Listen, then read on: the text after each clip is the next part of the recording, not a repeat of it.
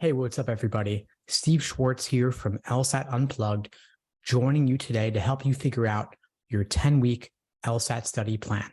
Before I get into it, please do me a favor, like this video, leave a comment, and subscribe to the channel if you haven't done so already. It really helps with that YouTube algorithm, and I really do appreciate it. So, you're taking the LSAT about 10 weeks from now. How should you allocate your time? What should you be working on? What should be untimed work? What should be timed work? What should involve attending live classes? What should involve study groups? What should involve reviewing foundational material? That's what I'm going to help you figure out in this video. So to start off, typically I recommend doing more untimed work relatively earlier in your prep and transitioning to timed work later in your prep as test day approaches. In this case, because the LSAT is just about 10 weeks away, you really can't afford to hold off on doing timed work for too long because you got to work on your pacing and work on your endurance. So it's okay to spend the next couple of weeks focusing on making sure your foundation is solid, reviewing any weak areas, drilling questions by type. But once you've done that, I want you to quickly move on to timed work, specifically individual timed sections and full-length timed exams.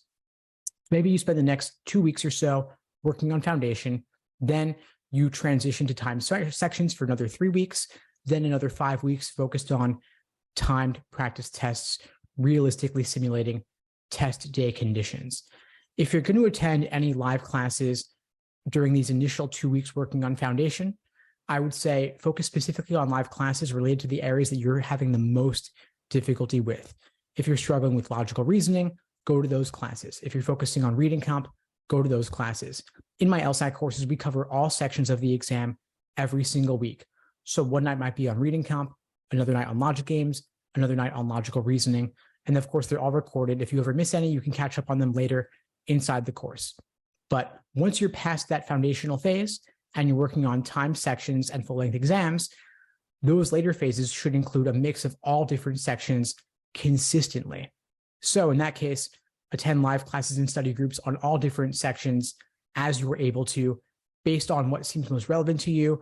Obviously, I don't think that you need to attend class every single night, even though we offer classes almost every single night. It's really more about what's going to serve you at a given point in time.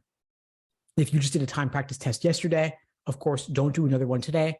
Maybe that night instead, you go to the live class and the study group associated with that class, covering a given topic that feels most important to you. But then if you're doing a timed exam the following day, of course, you don't need to also do a live class in that very same day. That's a pretty grueling LSAT prep day for you. And I don't want you to risk burning out in those final weeks before the exam. To clarify, timed practice tests should be 4 sections, not 3, to make sure that you're simulating that unscored experimental section.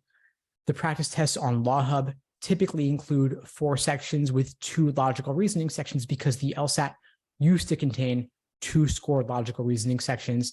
Now it contains only 1 scored logical reasoning section. But just because the practice tests in Law Hub don't always include 2 LR sections, that doesn't mean that your simulated experimental should always be logical reasoning. Mix it up, do a second reading comp section sometimes, do a second logic game section sometimes, because you never know what you're going to experience on test day. Anyway, folks, that's all for now. I hope you found this helpful. If you did, again, please like the video, leave a comment, and subscribe to the channel. It really does help, and I really do appreciate it. In the meantime, I wish you all the best, and take care. Thanks for tuning into the show. Please subscribe if you haven't done so already to be notified of new episodes as I release them, and feel free to reach out if you need anything at all as you move forward with your prep. I'm happy to help however I can. In the meantime, I wish you all the best and take care.